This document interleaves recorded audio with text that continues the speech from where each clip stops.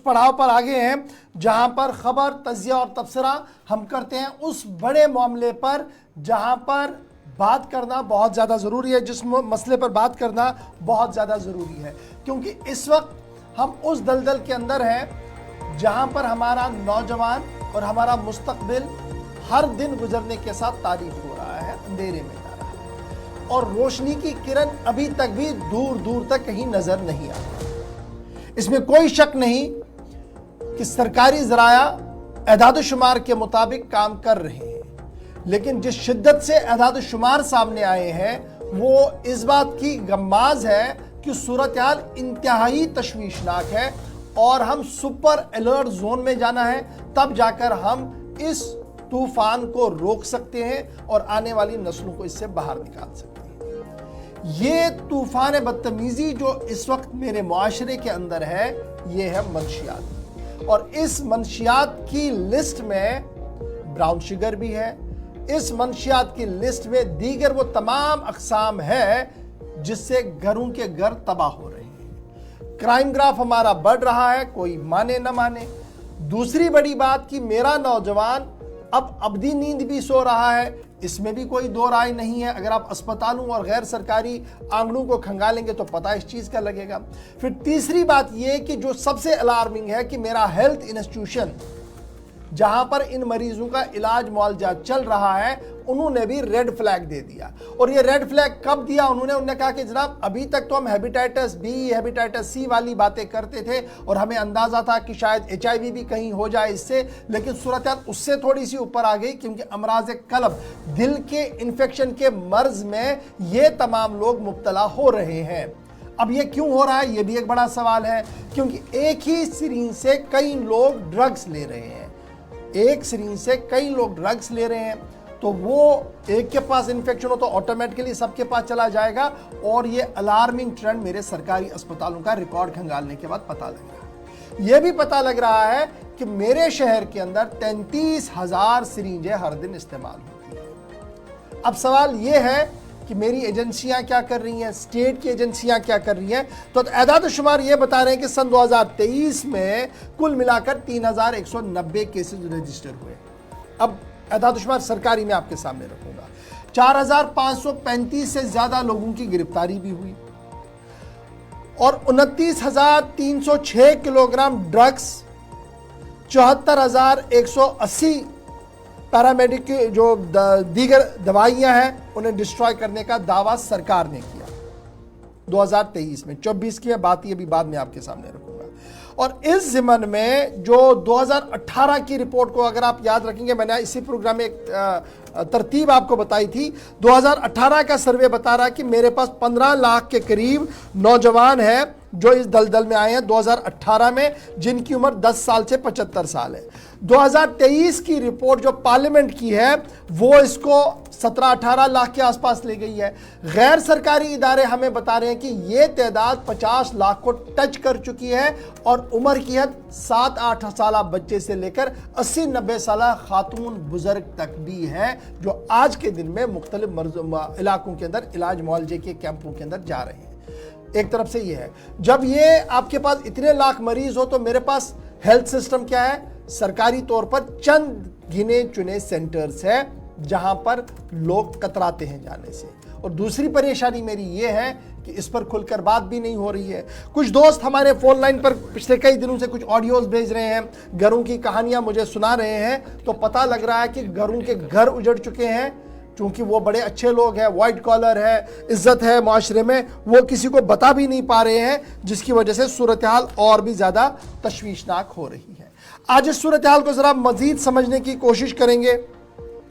और नौजवान इसको कैसे सोच रहा है, नौजवानों के कंधे पर जो एक बड़ा बोझ आया है इसको कैसे उतारा जाए और इससे कैसे हम मज़ीद बेहतरी के साथ नौजवानों को सही रास्ते पर लाएं। आज हमारे साथ एक और नौजवान ज्वाइन करेंगे, आगा सईद मुश्तबा अल मौसवी अल सफ़ी साहब हैं। इनका ताल्लुक़ ज़िला बड़गाम से है, मजहबी पेशवा भी हैं लेकिन उसके साथ साथ नौजवान भी है। और इनसे जब हम गुफ्तगू करेंगे आगा सईद मुश्तबा साहब से, तो जानने की कोशिश करेंगे कि ये इस ब्रॉडर लाइन को किस तरीके से देखते हैं। आगा सईद मुश्तबा साहब, बहुत बहुत शुक्रिया हमारे साथ मॉर्निंग शो में ज्वाइन करने के लिए। मामला हम सब का है, اکراس مسلمان ہندو سکھ ہر ایک اس دلدل میں ہے، لیکن بہشتی نوجوان جس مصیبت کا مقابلہ کرنے کی کوشش کر رہے ہیں اور جس کا آغاز کیا ہے، کتنی بڑی پریشانیاں ہمارے سامنے ہیں۔ لا انفورسمنٹ ایجنسیز کے اعداد و شمار ہی خود بتا رہے ہیں کہ ریڈ نہیں، ہم سپر ریڈ والے زون میں چلے گئے ہیں، جہاں پر ہم سب نے ایک دوسرے کا ہاتھ پکڑ کر آگے بڑھنے کی ضرورت ہے، تب جا کر اس طوفان بدتمیزی کو کہیں روکا جا سکتا ہے۔ آپ کا ریسرچ کیا کچھ کہہ رہا ہے؟ کس طریقے سے کا فیڈ بیک آپ کے پاس ہے؟ جی السلام علیکم اشفاق صاحب، کا شکریہ مجھے شو لینے کے لیے۔ جیسا کہ آپ نے مقدمتاً پوری تفصیل کے ساتھ صورتحال کو بیان کیا ہے، بالکل میں اس کو سیکنڈ کرتا ہوں، اور صورتحال یہی کچھ ہے، اور جس کی وجہ سے ہم سب لوگ پریشان ہیں کہ ایسی چیز ہمارے معاشرے میں آ چکی ہے جو پوری ایک نسل کو تباہ کر سکتی ہے۔ دیکھیے بہت ایسے مسائل ہوتے ہیں جن کا حد و حدود کافی کم رہتا ہے اور ان پہ قابو پانا بھی کچھ حد تک آسان رہتا ہے، لیکن یہ چیز جو ہم دیکھ رہے ہیں وہ جس کا کوئی سابقہ نہیں ہے، جو کبھی ہمارے معاشرے میں اس طریقے کی چیز کبھی پیدا نہیں ہوئی ہے، اور یہ جب آج ہم اپنے کشمیری معاشرے میں اس چیز کو دیکھ رہے ہیں، ہمارے لیے سب سے زیادہ پریشانی کا باعث ہے کہ کل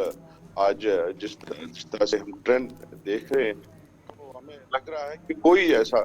نوجوان خدا نخواستہ نہیں رہے گا کہ جو اس کی لت میں نہ پڑے۔ تو ہمیں کھڑا ہونا چاہیے، ہمیں گھر کی سطح پر جیسے زور بھی دیتے ہیں کہ والدین کا اس میں سب سے زیادہ رول ہے، وہ اپنے بچوں کا لائف سٹائل ہے اس پہ پورا واچ اینڈ واٹ رکھیں کہ ہمارے بچے کن سے مل رہے ہیں۔ اگر کوئی ذہنی پریشانی ہے، کوئی ذہنی دباؤ ہے، پریشر ہے، اینزائٹی ہے،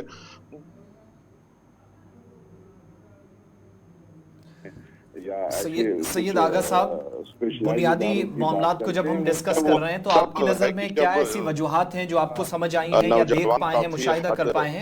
پریشانی آخر کہاں پر ہے؟ یہ اعداد و شمار جو آج کے وقت میں سامنے آئے ہیں، اس کے پیچھے آپ اصل ریزن کیا سمجھتے ہیں، کیا سمجھا پائیں گے؟ بچے کن سے مل رہے ہیں، کا رہن سہن کیسا ہے؟ تو مجھے لگتا ہے کہ اس پہ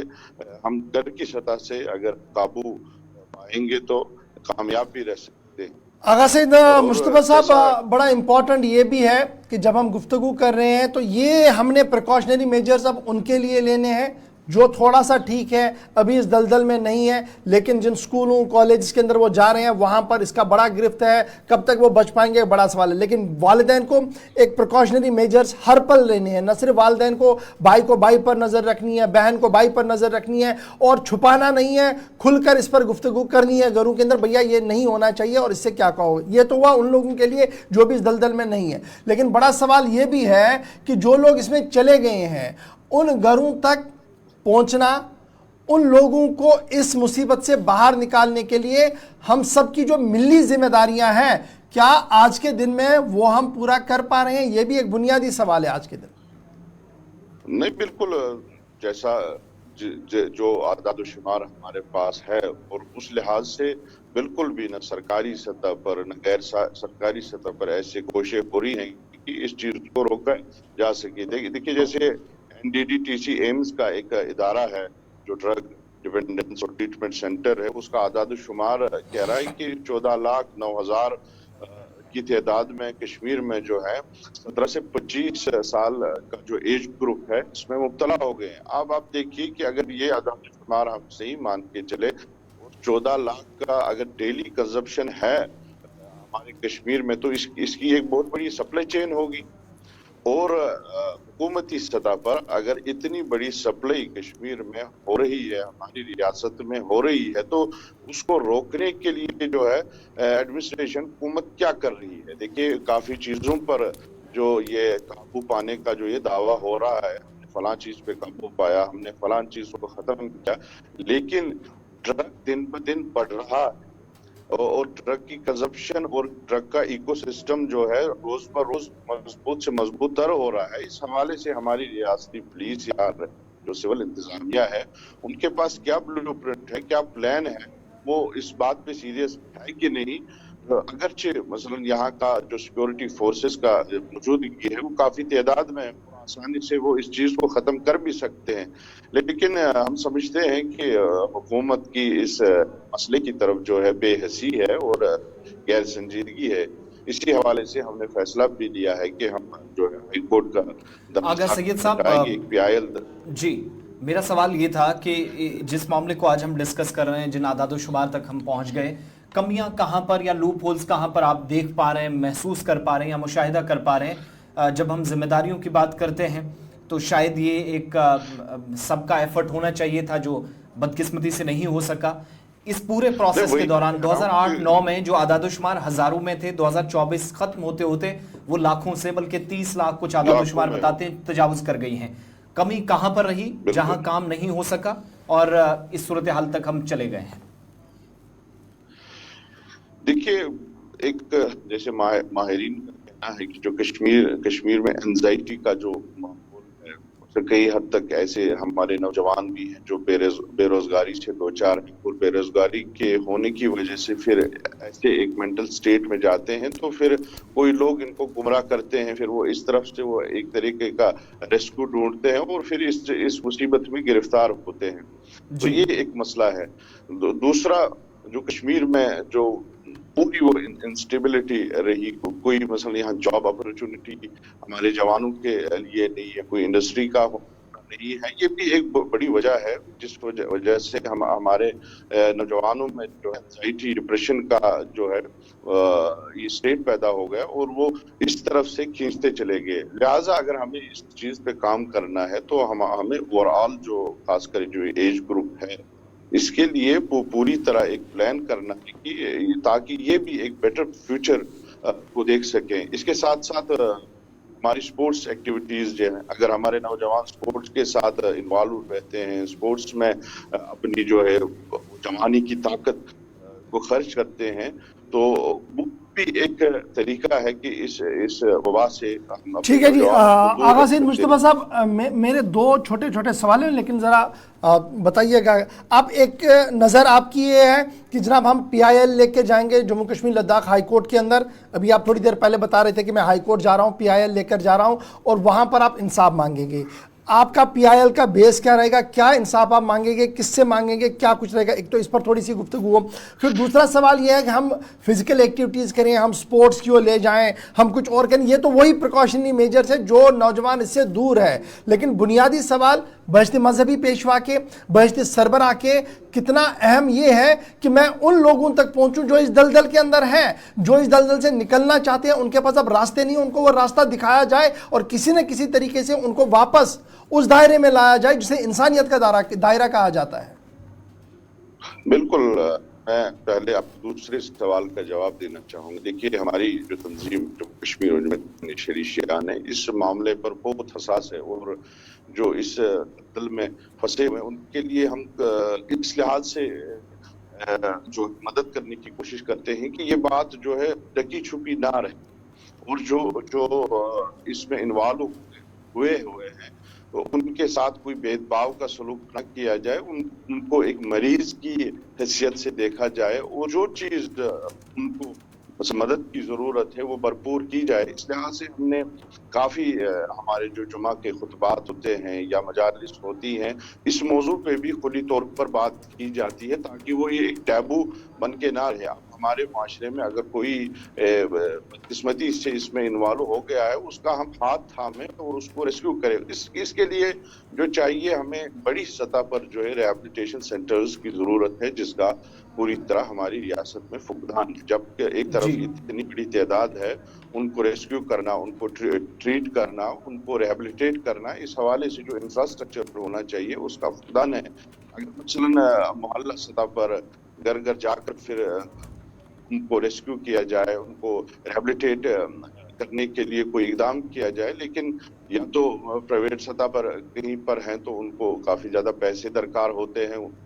دینے کے لیے، تو اگر کوئی غریب بچہ ہے اس کے ماں باپ کے پاس ایسے وسائل نہیں ہیں تو وہ مشکل پڑتی ہے۔ یہاں میں حکومت پہ زور دوں گا کہ ان کو چاہیے کہ اس سیلاب کو دیکھ کر ریہیبلیٹیشن سینٹرز کا اچھی خاصی تعداد میں قیام کیا جائے اور این جی اوز جو اس پر کام یہ تو بات وہی ہوئی نا، پھر خود کو بچانے والی بات ہوئی۔ میں ایکسپیکٹ کیا کروں انجمن شہری شیعہ کے بڑے ادارے سے جس پر لاکھوں لوگوں کی نظریں ہیں، کیا میں ایکسپیکٹ آج کروں آغا سید مصطفیٰ صاحب کہ کیا کوئی ریلیف کا موقع ہے آپ کے پاس؟ کی جناب ہاں میری نظر میں یہ چیز ہے جو ہم اپنے گھر سے شروع کریں گے اور میرے ضلع میں شروع ہوگا، اس سے ایک بریدر ملے گا، کیونکہ جب میں آپ کے ضلع کی بات کرتا ہوں تو بہت سارے کیسز ایسے ہیں جو شاید ٹی وی پر میں نہ بتا پاؤں آپ کو، لیکن صورتحال انتہائی ابتر ہے۔ نہیں بالکل، ہم اس کو لیکن ہمارا جو رول بنتا ہے وہ سب سے زیادہ اویئرنس اس کے حوالے سے پورے معاشرے میں پیدا ہو، اور اس پہ ہم زور کر رہے ہیں، اور اس کے ساتھ ساتھ مثلا جو آپ کہہ رہے ہیں کہ اس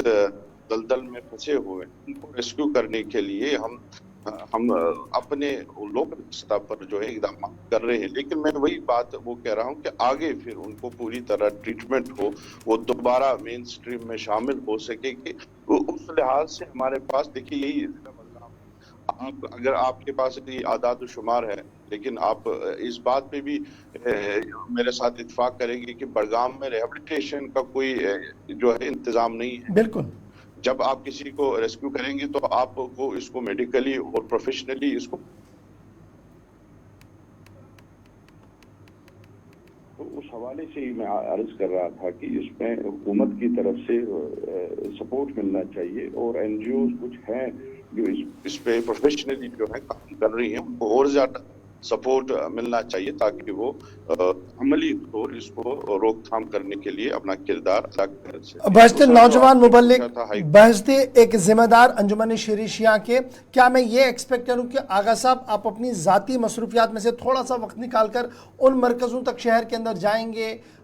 اور سچویشن کو تھوڑا سا ایسس کرنے کی کوشش کریں گے تاکہ ایک اور براڈر پکچر ہم سب کے سامنے آئے کہ اب میری ذمہ داری کیا ہے، میرا لائن آف ایکشن کیا کچھ ہونا چاہیے؟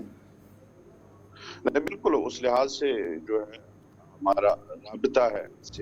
این جی اوز سے جو عملی میدان میں ان کے ساتھ پورا وہ جو ہے شیئر کرتے ہیں، اور کس طرح سے عملی اقدامات اٹھائے جائے ان کی رائے لیتے ہیں، کیونکہ ان کا پروفیشنل اپروچ ہے اس پہ، تو ان کے ساتھ ہم کولیبریشن میں کام کر رہے ہیں۔ اس لحاظ سے مثلا اعداد و شمار کو لینا یا کہیں پہ جو ہے اس طرح کے ہیں ان کو کس طرح سے ریسکیو کیا جائے، کہاں پہ مثلا ابتدائی سطح پر ان کو بچایا جا سکے، پھر کبھی میڈیٹری سطح پر کیسز ہیں، پھر جو ایڈوانس پہ ہیں ان کو کس طرح اپنی اپنی حیثیت سے، اس لحاظ سے ہم پوری طرح جو ہے ان این جی اوز کے ساتھ وابستہ ہیں۔ آغا صاحب، ایک بڑی پریشانی ہمارے یہاں جس کا آپ نے بھی ذکر کیا ہے وہ ہے ریہیبلیٹیشن سینٹرز کی کمی ہونا۔ کیا یہ آپ کی ترجیحات میں یا تنظیم کے ترجیحات میں شامل ہے جب بھی ایک چارٹر آف ڈیمانڈز کی صورت شکل میں کوئی آپ کے مطالبات ہوتے ہیں سرکار سے یا اداروں سے یا ذمہ داران سے، یا پھر اگر آپ کا کوئی پلان بنتا بھی ہے تو یہ چیز ترجیحات میں ہے کہ کم سے کم ہمارے پاس اگر ڈھانچہ ہے تو اس کو استعمال میں لایا جا سکتا اگر سرکار کوئی عمارت پرووائڈ نہیں کر سکتی؟ کیونکہ اسی پروگرام میں بہت سارے لوگوں نے یہ بھی کہا ہم اقدامات اپنی سطح پر کر سکتے ہیں، صرف ہمیں 1 یا 2 کمرہ دے دیجیے گا، ہم وہاں پر بھی کئی بچوں کا علاج کر سکتے ہیں جو اس وقت شاید بہت خراب حالت جن کی ہو سکی ہے۔ ایسا ممکن ہے کہ مقامی سطح پر اقدامات اٹھائے جا سکیں جس میں آپ کا ادارہ بھی یہ کوشش کرے کہ انفراسٹرکچر وائز چیزیں پرووائڈ کی جائیں اور وہیں پر سینٹرز بن سکیں؟ جی جی جی، کیونکہ میں نے جیسے کہا کہ جب ہم نے احساس کیا کہ حکومت کی غیر سنجیدگی اس معاملے پر ہے تو پی آئی ایل کرنے کا یہی مقصد ہے، ایک تو حکومت میں سنجیدگی پیدا ہو، پراپر ایکشن پلان اس کے لیے بنے، اور دوسرا اس میں یہ بھی ہے مثلا شامل ہے ریہیبلیٹیشن سینٹرز کا قیام ہو، اور بالکل جیسا آپ نے کہا کہ ہماری سطح پر جہاں پہ بھی کسی این جی او کو ضرورت ہو، ہمارے جو محدود ریسورسز ہیں ان کو بالکل اس چیز کے لیے ہم استعمال کر کے ان کی پوری مدد کریں گے، کہ بہرحال یہ ہماری ایک کلیکٹیو ذمہ داری ہے۔ چلیے بہت شکریہ آغا مصطفیٰ صاحب ہمارے ساتھ جوائن کرنے کے لیے۔ کلیکٹیو ذمہ داری ہم سب نے اپنا اپنا فرض جو ہے وہ نبھانا کو، چھوٹا سا